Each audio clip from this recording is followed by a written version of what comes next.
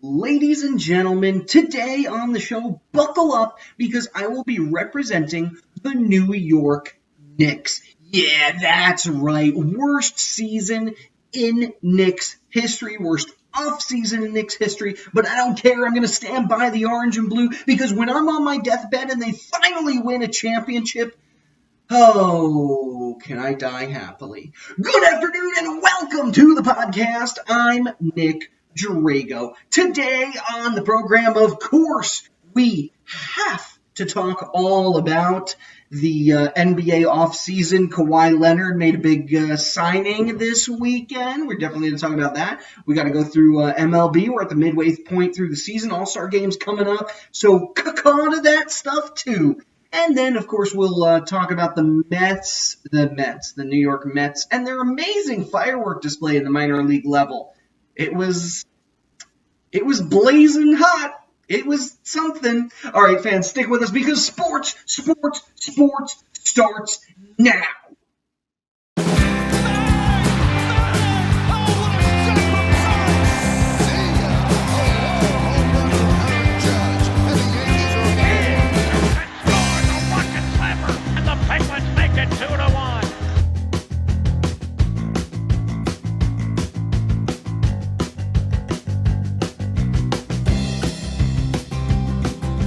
And welcome to the Sports Podcast with Nick Drago. That's me. For those of you that are new to the program, we like to provide all the sports news and information from the previous week while talking about what to look forward to in the next week. Before we do anything, though, I would like to congratulate the United States women's national soccer team for winning their second straight World Cup, 4th overall, and take that, every other country in the world that thinks that you're better at soccer than us, because we're the United States. We're going to be loud and proud of it, and we're going to talk all about this in the last block of our show. So if you want to hear more women's soccer, stay tuned. Whew.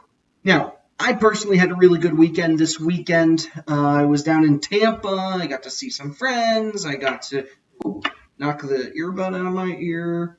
I was very amazed, actually, driving downtown Tampa. There's big signs everywhere. The middle of Tampa, right? In the middle of downtown Tampa, you have the Buccaneer Stadium, and then you have George Steinbrenner Field, the Yankees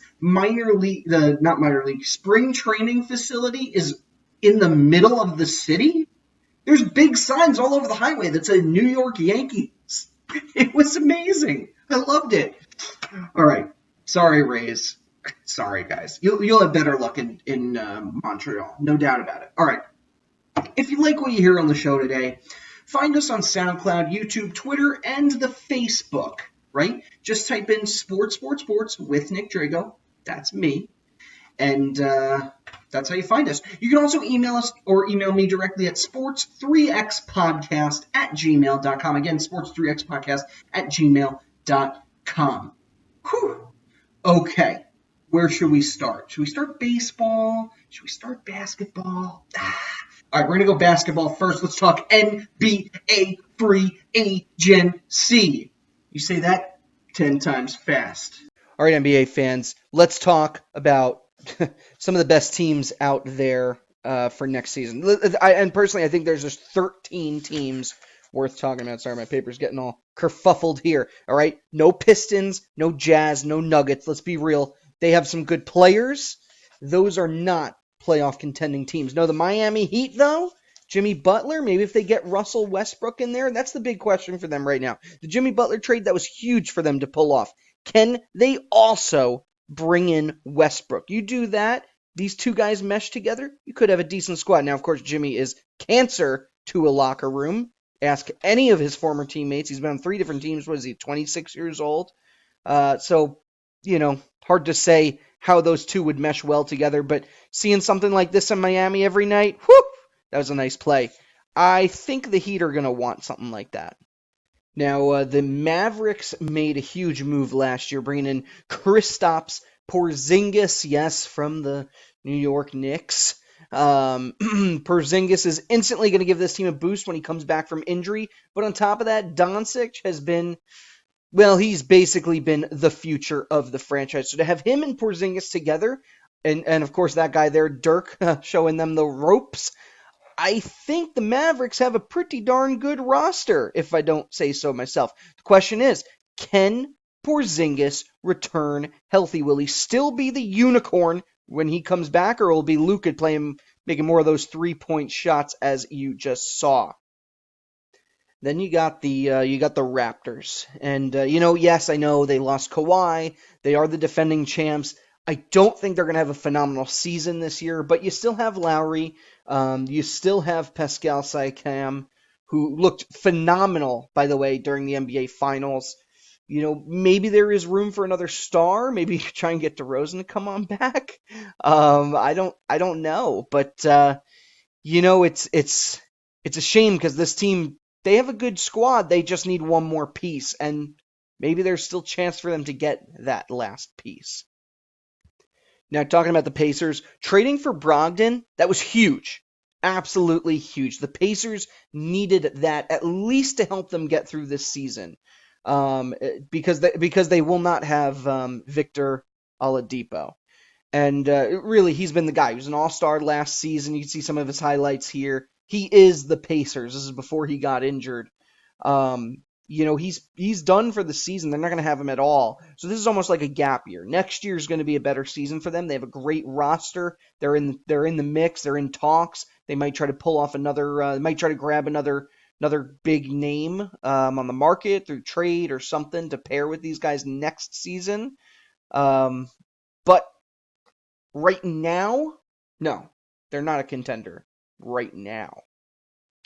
And the New York Nets, of course, got the big prize. One of the big prizes, Kyrie Irving, another cancer in a locker room, although you wouldn't think it here, where he's really showing off in Boston colors. Listen, he had a good team in Boston. He had a championship caliber team. Now he's going to a much worse off team in in Brooklyn. Much worse off team. They have a young core. I really don't think he's going to mesh well there without Durant, and that's going to be where the real problem is. Can Kyrie Irving lead the Nets and not just play for the Nets? Can he hold down the fort for a year, hoping that Kevin Durant will come back strong? This is similar to what happened with Gordon Hayward, right? Hayward went down almost immediately. These two were together, and so Kyrie held down the fort okay for that first year. Hayward comes back, things aren't the same. Now, Durant is a completely different caliber player. Durant is up there with LeBron James. But of course, again, we're having another. He's coming back from a major injury. Will the Slim Reaper come back the same player? I don't know. DeAndre Jordan, another huge pickup. That's going to help. But, don't expect Brooklyn to be a huge, phenomenal team next season. They'll make the playoffs. They'll do okay. When Durant comes back, that's when we'll really know if this is going to be a show or not. And hey, while we're on the subject about Boston, what about Kemba Walker? What a pickup for the Celtics. I think he is a perfect fit for Boston. He played in Connecticut for college, and he's familiar with the Northeast and its people very well. You pair him up with Jason Tatum, Jaylen Brown, Gordon Hayward, and you got yourself a team that can compete. I think the Celtics could go all the way next year with Kemba leading the charge. Oh, that was an awesome black right there. Sorry, for those of you not watching us on our YouTube channel, we are playing highlights, and that was a really good one by Kemba Walker. Listen, this guy, he's a five-tool player. He's exactly what the I almost said the Bruins. He's exactly what the Celtics need. As far as the Warriors go, not everything is sunshine in Golden State. The dynasty isn't dead just yet, but Klay Thompson could be out for almost the entire season. D'Angelo Russell really proved himself last year in Brooklyn. Now he's going to have to prove himself next to Steph Curry, Draymond Green. I think he's going to slot in really well here. He's a young talent. He's got to mesh well with Steph, but he was the guy last year. He could be the guy again this year. He's not quite at the same level as Klay Thompson, but you know what? I think he'll fill the shoes. He's not Kevin Durant, but he'll fill that role decently enough. It's almost funny the two, are switched here. But yeah, I think he'll fill that role well enough. Will the Warriors win? No, I don't know. Their dynasty days could be over. Klay Thompson comes back healthy and strong. Maybe they'll make a final push into the playoffs and beyond, but kind of too soon to tell if you don't mind me saying. And I really like what the Trailblazers did. Listen, you have Lillard, you have CJ McCallum. Yeah, it's gonna hurt losing Enes Kanter. It really will. He's a heart and soul kind of guy. He's gonna give him every day. And I should have mentioned him when I was talking about the Celtics. That was another huge move for them. Um, but you still have Leonard McCallum. They got Kent Bazemore, and then you got this guy Hassan Whiteside from the Heat. He's going to be a good addition. I think he'll fit in well with the Trailblazers. Hopefully, they have another fantastic season like they did this year. I don't know. We'll see what happens. I don't know if they're really a contender, but I think they're going to push some of the contenders to their limits. And of course, we also have to talk about what are we looking at here? Oh yeah, the Rockets. Yeah, James Harden, Chris Paul. Listen, these two have been phenomenal for so long. They were built to take down the Warriors, and they just couldn't do it. It's unfortunate that they didn't have the talent. They were right up against the salary cap. Didn't really have a place to bring in a third talented player to play alongside them. They're not on the court together all that much. And things are just kind of spiraling out of control. Obviously, the Rockets are going to keep James Harden here. He's been your franchise player for how long now? But Chris Paul, I think they'll try to find a trade for him. He's very expensive.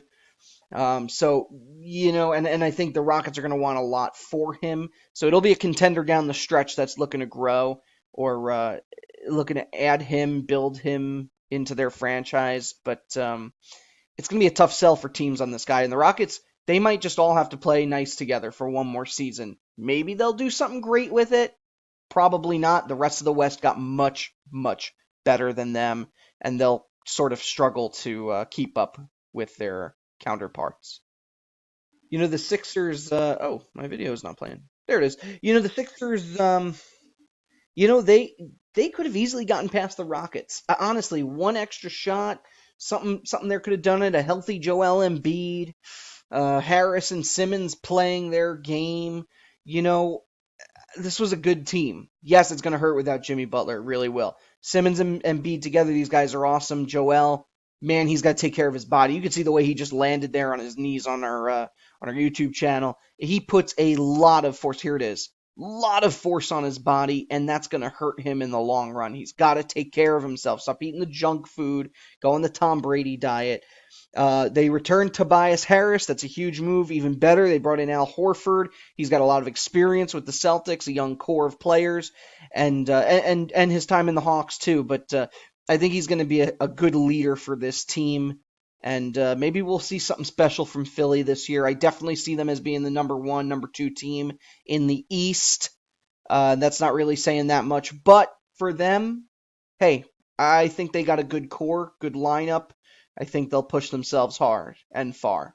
Hey, God, maybe it's just me, but I feel like I do not get to talk about LeBron James anymore on the show. I know last summer it was the summer of LeBron. Where's he going to go? Goes to the Lakers, blah, blah, blah, blah, blah, blah, blah, blah. Anthony Davis coming to town this year. All the dead weight Lonzo Ball are off the Lakers this year. So you got these two players. They're huge, huge guys. They're ready to play. They're ready to go out there and make this a contending team. Now, you can't do it when you trade your whole core away. Goodbye, Brandon Ingram. Goodbye, Lonzo Ball. How far are they going to get without a bench?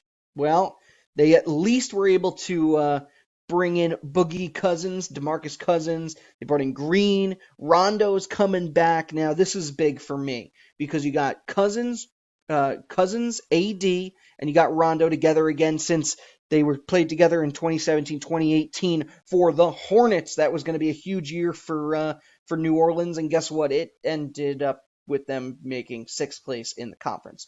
However, Okay, that was only 2 years ago. These guys can still play together. You add LeBron to that mix. AD is a much better player than he was 2 years ago.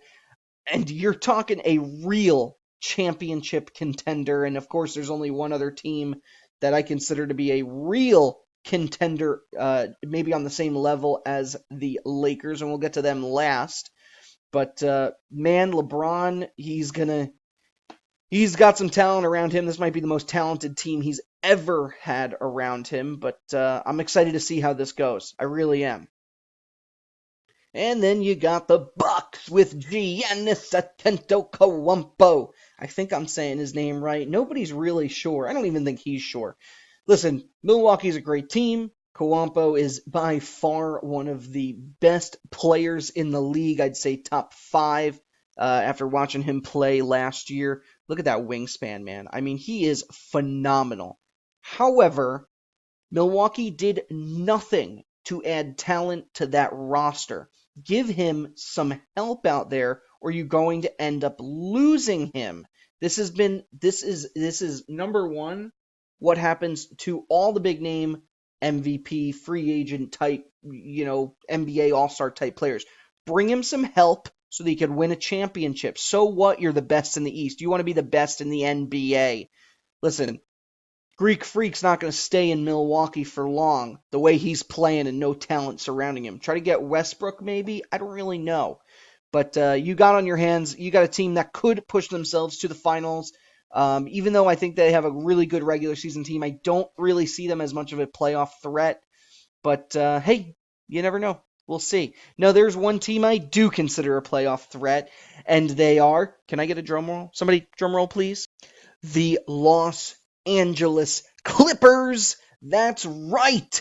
There's Patrick Beverley right there, and I'm sure he's happy to see that he's got 2 new teammates. Listen, this was a playoff contender last season. They didn't lose anybody. They kept their core together, and then they went and brought in Kawhi Leonard, and they brought in the big surprise, PG-13, I was going to say. Paul George, number 13.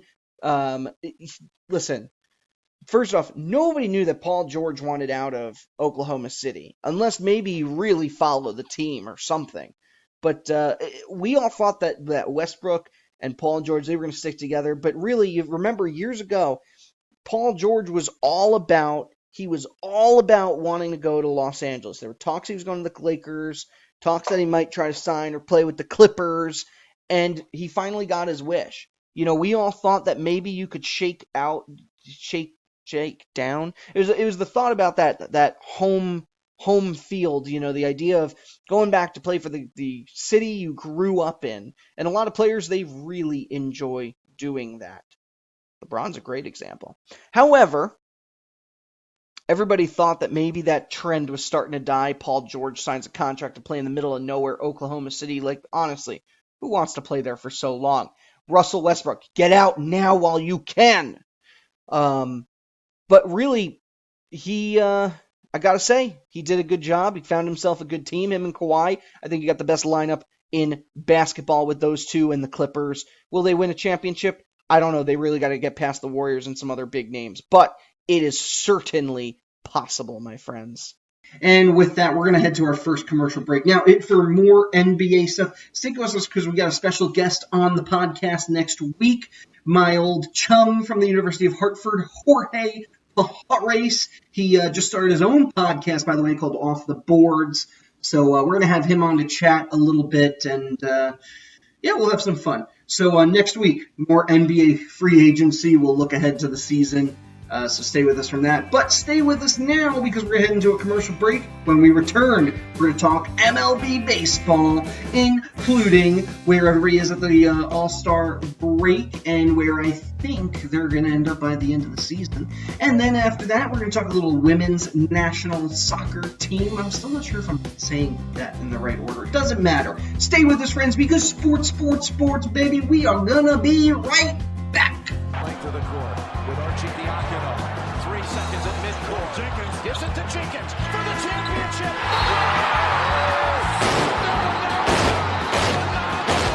The national champions. With Jenkins hitting the winner at the buzzer.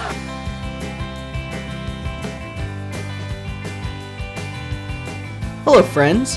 I'm Nick Drago with the Sports Podcast. Do you have an amazing product you're trying to sell? Well, let me tell you exactly where to shove it. Up your butt! I'm just kidding. No, what you should really be doing is trying to peddle it on my podcast. That's right, we're offering free ad space for anybody interested in selling their amazing products.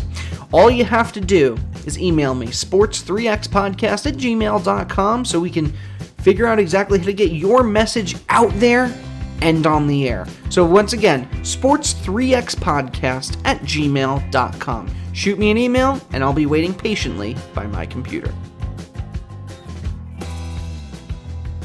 Vikings at their own 39. It's third down. Three receivers right, Thielen left. Marshawn Lattimore 12 yards from Adam. Case on a deep drop. Steps up in the pocket. He'll fire to the right side. Caught by Diggs. Stay up. Oh my God.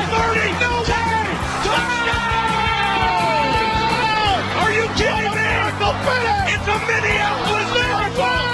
Stephon Diggs and the Minnesota Vikings have walked off on the New Orleans Saints.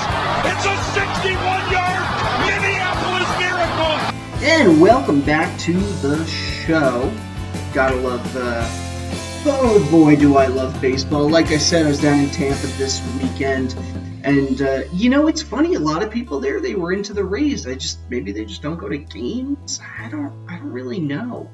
But everybody, maybe it was just because the Yankees were in town. Half the people we met there were Yankees fans, retirees that had moved down there, and the other half were the locals who were rooting for the Rays. So it was very interesting. I almost went to the game myself, but I opted not to. I just did. Sorry, guys. All right. Anyway, why don't we talk about all the games? Let's recap all the games from this weekend, and then we'll go into the standings. All right, starting with the Orioles and the Blue Jays. Orioles won.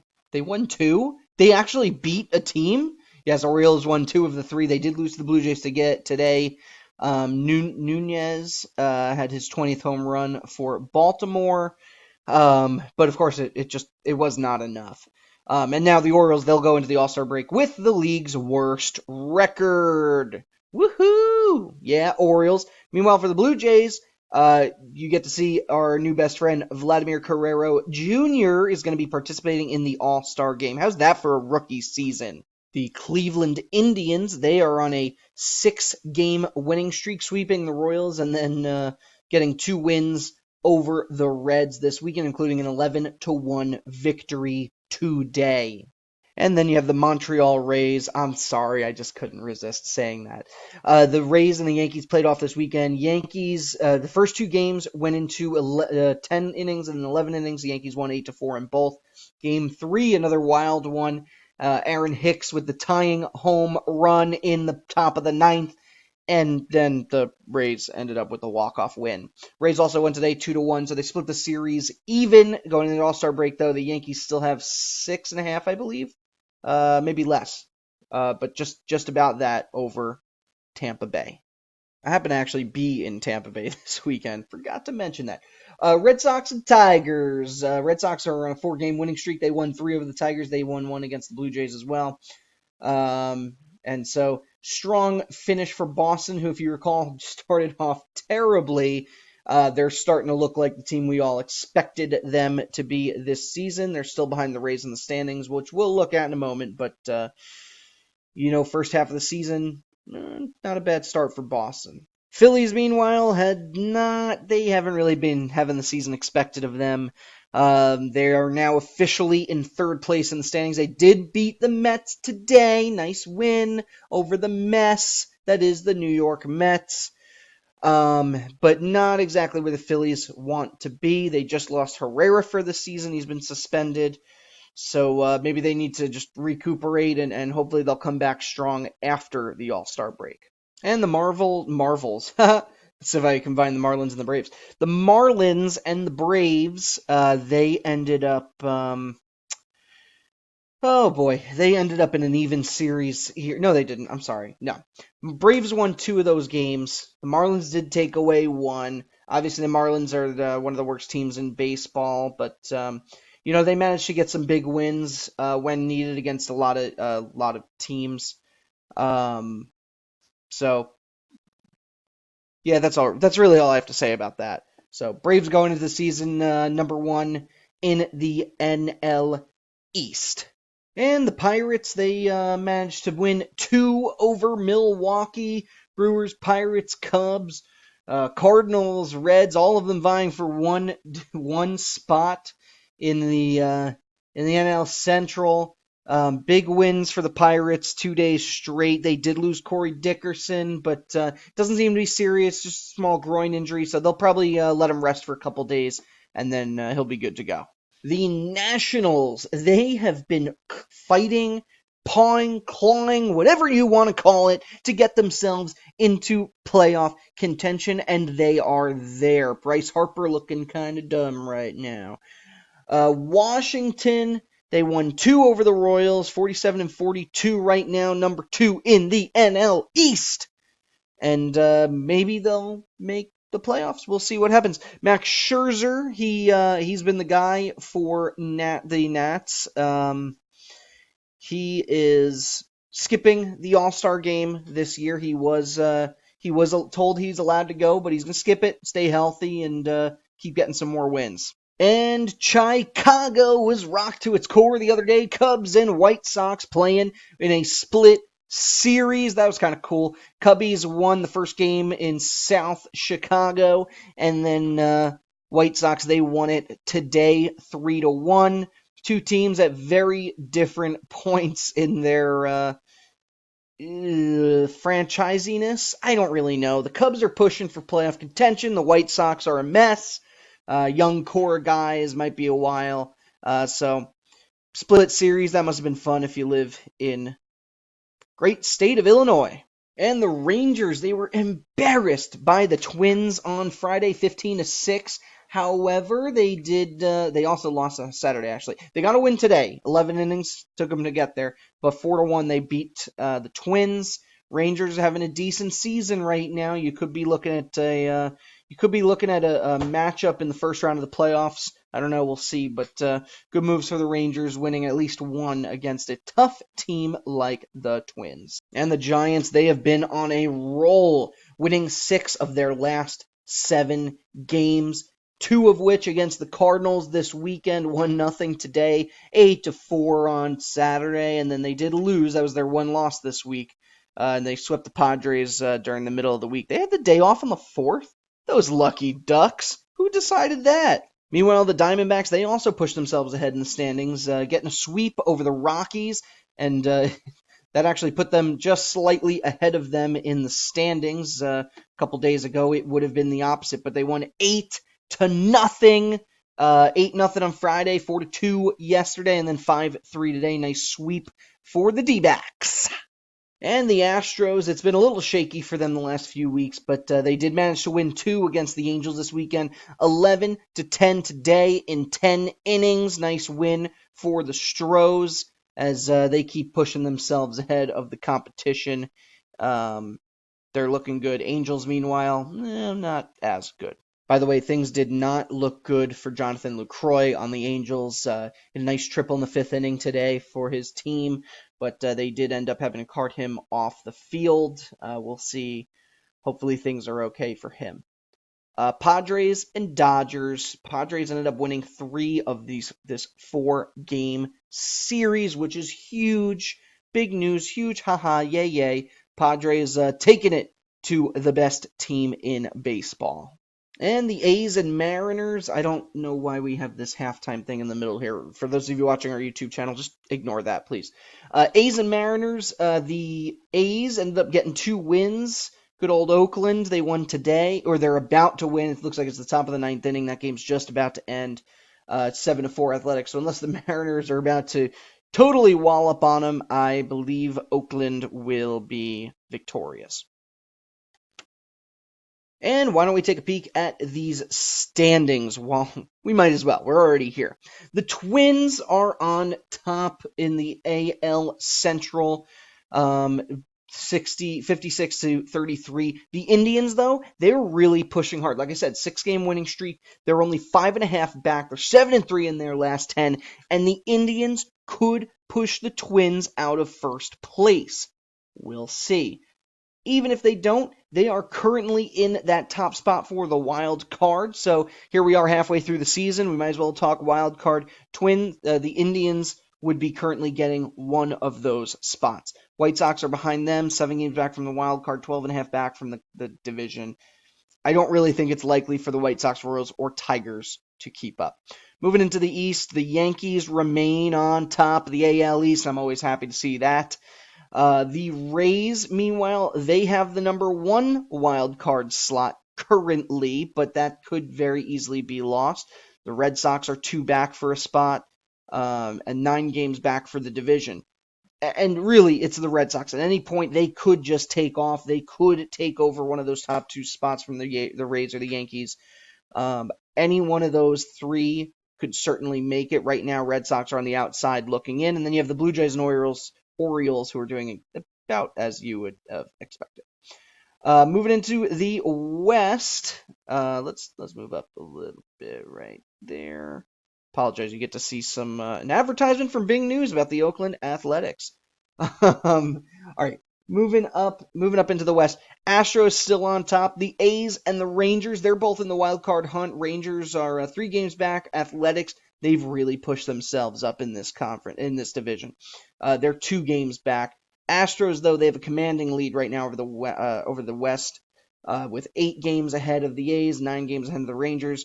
Angels and Mariners don't really have much of a chance. So, again, your top 4 teams for the what are we talking about here? For the American League, your top teams, you got the Astros, you got the Yankees, and you got the Twins. Indians and Rays, they would be your 2 wild card teams, but do not count out the Red Sox, the Athletics, or the Rangers. Any one of them could push themselves in the top spot. You're going to have at least 1, maybe 2 really good teams that are going to miss the playoffs in the American League. However, let's look at the real logjam. That would be the National League, where I can't even look at the Central. You have the Cubs are crushing it right now. Not really. The Cubs are on top, half a game over the Brewers.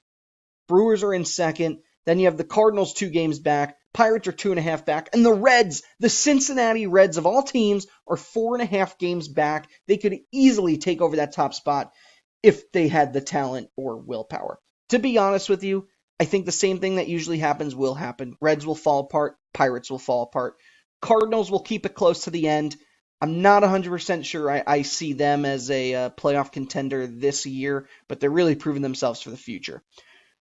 I have no doubt the Cubs and the Brewers are going to get in, although right now the Brewers are not one of your wild card teams. I repeat, they are not one of your wild card teams. No, that would go to the Philadelphia Phillies and the Washington Nationals. So the East, as if the whole thing wasn't a logjam enough up in just the Central itself, in the East, Braves are number 1, of course. Nationals and Phillies. Nationals are 6 games back. Phillies 6.5 games back. Nationals have the number 1 wild card slot. Phillies have the number 2 slot, so they'd play each other in a 1-game playoff. And holy cow, how amazing would that be? Bryce Harper versus his former team for a 1-game playoff. Who gets to play the number 1 team, which would probably be the Dodgers, and of course, as we move down here towards the West.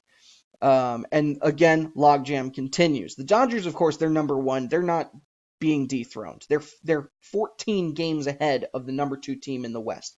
Okay, you have the D-backs a game and a half back from the wild card. The Rockies 2.5 back. Padres are 2.5 backs. And the Giants had a huge week this week, 7-3 in their last 10. They are 5.5 back. So, let's just recap this whole thing. Okay, right now, Dodgers, Braves, and currently the Cubs, although I really think it'll be Milwaukee. Currently, the Cubs are your 3 division winners. Okay, your 2 wild card teams would be the Phillies and Nationals, which I think would be awesome. However, you not only have the Phillies and Nationals fighting for those 2 spots, you have the Diamondbacks, Rockies, Padres, Giants, Brewers, Cardinals, Pirates, and Reds, all pushing for a wild card. That's crazy. That is a crazy logjam of teams. National League is insane. Too many good teams. A lot of them are not going to make the playoffs this year. So again, and I think that bodes well for the Dodgers because the Dodgers are so far ahead of the rest of the National League. I think they have 6 more wins than the Braves. I think the Dodgers once again will come out as the top team in the National League. Hard to say. For the American League, I really like what the Yankees are doing right now. They're using spare parts. Their starting pitching staff isn't quite where it should be. They still have a month to put something together, a trade, and bring in a big name. But it's hard to say. It's really hard to say how it's going to go for the Yankees. I still think they are your top teams. Yankees-Dodgers World Series, anybody? I'd be totally cool with that. The rest of America would be like, yeah, that's definitely not what we want to see. But who knows? Who knows indeed. Now, folks, there is not just one orange and blue team in New York. No, there are two. Of course, I'm talking about the New York Mets. Now, I personally love to poop all over the Mets. But, if they were doing well, I'd be rooting for them. They're terrible. They're so bad. So bad. This weekend was a particularly frustrating one for Mets fans. Well, the one more humorous thing was the firework display at Port St. Lucie? Port St. Lucie? I'm not really sure. Down in Florida, they were ready to set off some beautiful fireworks and ended up starting a very massive fire. So those single-A Mets, you guys, stop playing with fire, all right? Maybe just cool it on the firework displays. We don't need any Plaxico Burress. No, not Plaxico Burress. Who was it? Off his hand. Oh, my gosh. This is going to drive me crazy. Jason Pierre-Paul. We don't need any Jason Pierre-Paul finger explosions here. No, Plaxico Burress, he shot himself in the leg. Another stupid thing. But let's not talk about football. August is coming, friends. And then we can talk about it again. Yeah. All right. What was I going to talk about? Where was I? Oh, yeah. There's the other unfortunate Mets thing. Listen, the team's losing. They can't seem to get things together. They have a decent pitching staff. They have a subpar lineup, to be honest with you. Oh, yeah. So the GM, Brody Van Wagenen, one of the two, sat the coaches down, Mickey Callaway and the rest of the staff, and man, did he throw a temper tantrum for the ages, threw a chair, I don't know, kicking, screaming, crying, whatever, but he is not happy. The Mets may be looking to clean house, and personally, he might be more likely to go than the pitching, than the coaching staff. But, we'll kind of just have to wait and see how it goes. All right, let's take a break. When we return, we'll talk women's soccer. We'll get into our athlete of the week. Stay with us, friends. Sports. We will be right back. And Buckland escapes back to center. Dory Krug with quite a shot, and now Kapanen escapes around in front. He scores!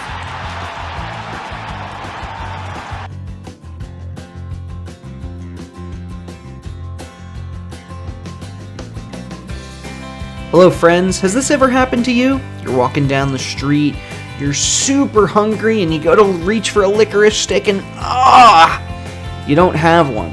Well, now that's no longer a problem with the licorice machine. That's right, this nifty 40-pound backpack straps straight to your back with a tube that connects directly to your mouth. Anytime you're hungry, just suck that delicious licorice right out of the tube, you suck it right up in your mouth, and you enjoy the spoils of that.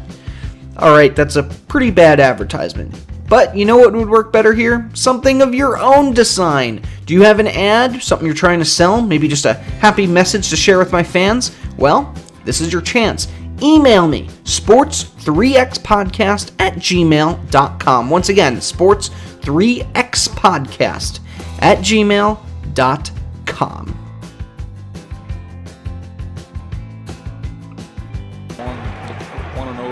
Fastball. In the air, right center field.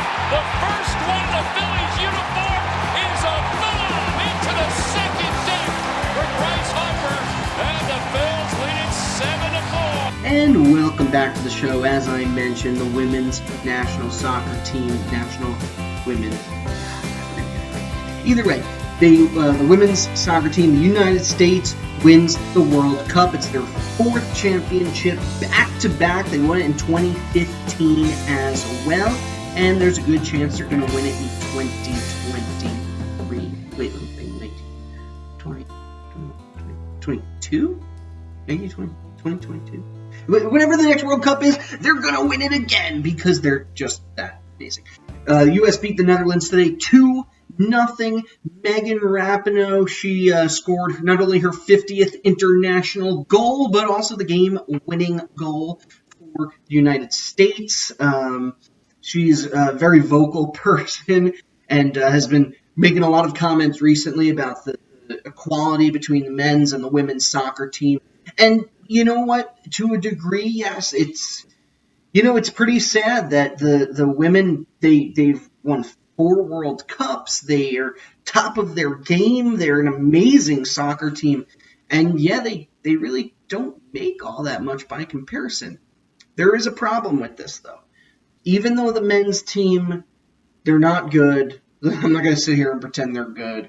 They're not good, but they still end up generating more money. They get more endorsements. They get a lot more. I still think the women's team deserves a lot more notoriety and endorsements and all of those things because that's where those players really make their money. The men's team, they get paid more for these events. These events also sell out more tickets. Yes, it's the World Cup. World Cup's going to sell out tickets. But even the smaller games, in the States, the men's team is more likely to sell out. And those tickets are a little bit more expensive because they're usually playing some of the top players in the world when it comes to men's soccer. So I'm always saying the women, they play harder than the men. If you don't agree, just watch soccer and you'll understand. I think they're tougher. I think they're stronger. And maybe our women's team, they could probably kick the guys in the butt if the two of them played each other. As far as the equal pay thing goes, certainly deserved. Without a doubt in my mind, but I can understand why we live in a world where it doesn't work that way. And it's unfortunate for everything they do. So I really hope they get some more endorsement deals during this next cycle. Rapinoe and Alex Morgan, they're obviously the two big names on this squad. But there are a lot of talented girls that really did a great thing this week. So because of that, I'm making Megan Rapinoe our athlete of the week, athlete of the day, year, whatever you want to say. Congratulations to the ladies. Thank you for bringing some happy soccer vibes to the United States of America. All right, fans, with that, we're going to wrap this baby up. Special thanks, of course, to my wife, Johanna Drago. She is the logo designer, content designer, content editor, and set designer for this podcast. What you see in here would not be possible without her, so special thanks there. The music you hear is a song called Golden Sunrise by Josh Woodward. A link to his website can be found in the show notes. Special thanks, as usual, to our social media warriors, Mary Kay Albert, Lois Butler, Joe Calabro, and so on and so forth. Thank you so much for your support. We just love it. We love what you guys do. So thank you for all of my fans out there who have been listening all over the world, Pennsylvania and across the seas and beyond. Thank you, everybody. If you like what you heard today, you can find us on SoundCloud, Twitter, YouTube, and the SoundCloud, Facebook, YouTube, tweet, and the Twitter. You can email me directly, sports3xpodcast@gmail.com. And, of course, last but certainly not least, comment, share, email, and Twitter at us, and give us a like as well, if you please. Please. Pretty please. All right. Always a pleasure spending time with you guys, but if you will please excuse me, I gotta go put out a fire down in St. Lucie. Lucy? I still haven't figured that one out. That's alright, no worries. Alright, friends, thank you so much for joining us. Have a beautiful weekend, weekday, week. I'll see y'all next week. Caw-caw!